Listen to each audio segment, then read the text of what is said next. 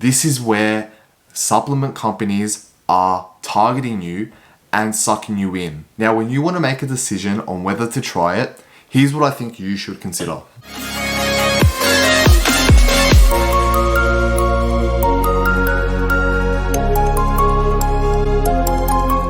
Hey guys, welcome back to another video with Giorgio Valentino. Hope everyone's been well. Today's video is going to be about turkesterone. It is a very interesting topic in the sense that many people have come to me and said, what do you think about turkesterone?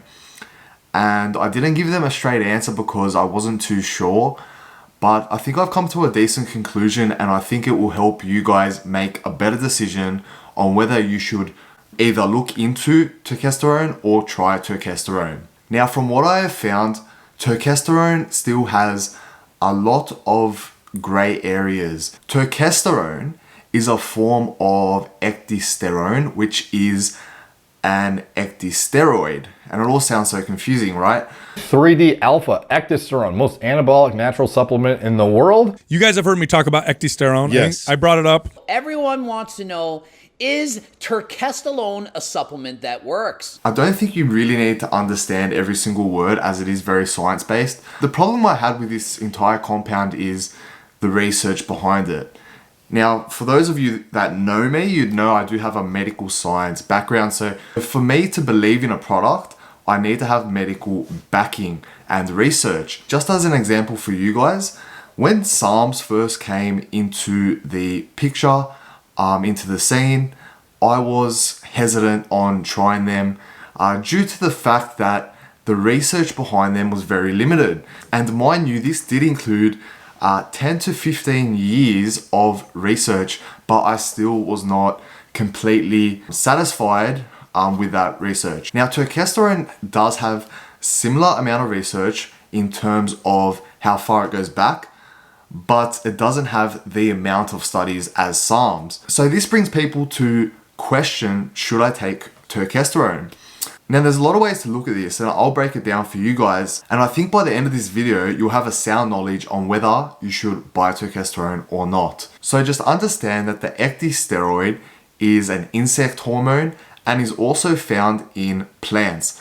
I have read a fair bit that it is found in spinach, but no, you cannot eat ridiculous amounts of spinach to get a good dose of this ecdysteroid. So don't try that. Now, the benefits of turkesterone are pretty good from an anecdotal standpoint. What that means is, from people who have tried it, they say it works, but it's not scientifically proven. So when someone tells you it works and the next person tells you it works, that's like anecdotal evidence, and that's fine. Like, if it works, but you don't really know the side effects and the downside to it because you're just believing someone's personal experience. Now, from what a lot of people have said, and this is not people I actually know, it's things I've researched, the common thing is that it works for about 60 days. And then after that, there is like a diminishing effect where you don't really notice anything after that. So that's a limitation right there in comparison to Sarms and steroids. So obviously on that scale, steroids will last pretty much all year round, I guess. Yeah, it's the most powerful. Sarms do have a diminishing effect also due to the fact that it decreases testosterone levels, and then your muscle building power is highly reduced. So Sarms is quite similar. And then you have turkesterone, which is only 60 days of benefits. Now, the Russians first started experimenting with turkesterone years ago, and the way they marketed it was by saying it's a testosterone booster, which it definitely is not. One thing that has come to light, and I do believe is true right now, is that it doesn't interact with the androgen receptor. And what that means is you're not going to get androgen-like side effects, which include things like baldness, rapid hair growth, gynecomastia, acne, all that kind of stuff that people are reluctant about when thinking about taking steroids. So you won't get that with turkesterone, which is a bonus.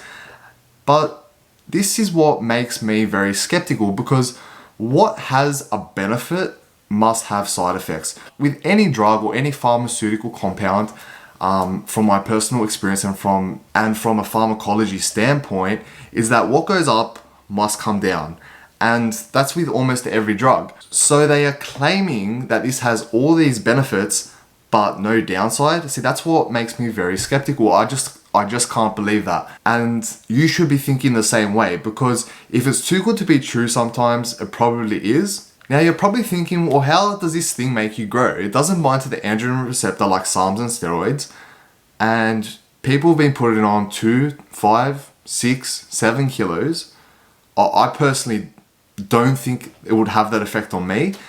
I am thinking about trying it, but I can already kind of judge that it won't have that effect on me because I know my body. But look, I'll give it a go eventually. I'm skeptical, but I'm willing to take the experiment. So how does it work?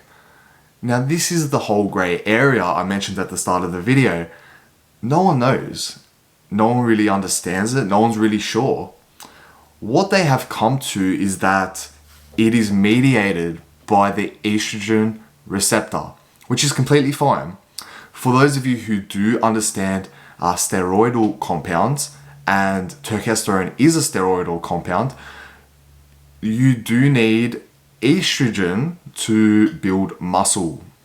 Yes, that is right. You do need estrogen to build muscle. So for anyone that is on a steroid cycle, this is just a tip. Don't abuse the aromatase inhibitor that you're using, because if you crush your estrogen, you can't build any muscle. Now, that's why they think turkesterone might be using this pathway, because there's no androgenic side effects and you're still building muscle. It's all anecdotal. There are some studies, but the sample sizes are very small, which is why I have not included many studies in this video, because I do not wish to include a study that involves 20 people, because I can literally just ask 20 people that I know that have taken the compound. That's literally all those studies are proving. It's not evident enough for me. So, should you take turkesterone? We need to weigh up a few things here. Does it work? Yes, it works. We'll say it works because there are a lot of people saying it works on TikTok, on Instagram. We'll say it works because anecdotally, it works. Another reason I think it works is because USADA has actually banned this substance. That brings me to believe that it gives the athlete an advantage. Now, when you want to make a decision on whether to try it, here's what I think you should consider. Number one, what do you care about most? If it is safety, which means you care about your health, you're a very holistic person, you don't want to put anything harmful into your body, anything that's not researched, then I'd probably suggest not taking it, because this is one of those things that is in the very early phases of development. However, if you are someone who has, taken drugs on the weekend, yes, I said that. If you are someone who has injected other things into your body, has taken substances that you shouldn't have, then I don't see a reason why you wouldn't try this. This is not medical advice at all. Me personally, I think I'm gonna wait before trying this, just because I don't see the pros outweighing the cons here. But if safety is a major concern for you, don't try it. I'm not suggesting you take steroids. However, there are years and years and years of research behind steroids from the test of time. And if you're gonna decide to take anything, I don't think turkesterone, just saying that word freaks me out right now, is the correct decision. The next thing you gotta ask yourself is, how effective is it? This is what really makes me skeptical, because you got people that it works for and people that it doesn't. The compounds that have survived the test of time are things that work with every single person. And turkesterone works with one guy, but not the next. How annoying is that? I just feel like it can't be what they are saying it is if it's not working in every individual. Time will tell. An example of that is creatine. Yes, don't laugh at creatine. Creatine, my friend, has proven the test of time. It works in every single person, builds muscle in every single person, if used daily, of course, and it's proven. And the last thing to consider, which I really think is very important, I know some of you might not care to spend XYZ dollars on this compound. Listen to this. A bottle of turkesterone is sometimes the same, if not more, than a bottle of testosterone. When you think about the price to benefit ratio, your return on investment, testosterone, even Sarms for a matter of fact, will be much, much greater than what you're getting from turkesterone. The only reason you really go the turkesterone pathway for yourself is if you are afraid of injecting something into your body, or if you do not wish to shut down your natural testosterone levels from Sarms or steroids. Now listen, this is where supplement companies are targeting you and sucking you in. They know you are afraid. They know you are scared. They know you are essentially being a little bitch. Or they know you aren't a risk taker. You want to play it safe. Look, they will market the fuck out of this product to you guys, knowing that you're afraid to do anything else. You just want to take a pill, and a magic pill that's going to fix everything. And they're going to charge a premium price, as they are, over $100 a bottle. And they know you're going to buy it because you're scared to do anything else. And if I owned a massive supplement company, I'll do the same. And maybe a little bit unethical. Maybe I wouldn't do the same. But I can see why they're doing it. I really can. Because it can be very lucrative for these companies to make money out of... And the target audience would be people aged 16 years old, yes, that young, 16 years old, all the way to around 25, where they just really want to build muscle, but they're struggling and they don't want to inject anything or harm their bodies. And these supplement companies are going to make millions of dollars off you guys, which is fine. If you're happy to spend that and you care about your health and you want to play it slow, turkesterone may be an option for you.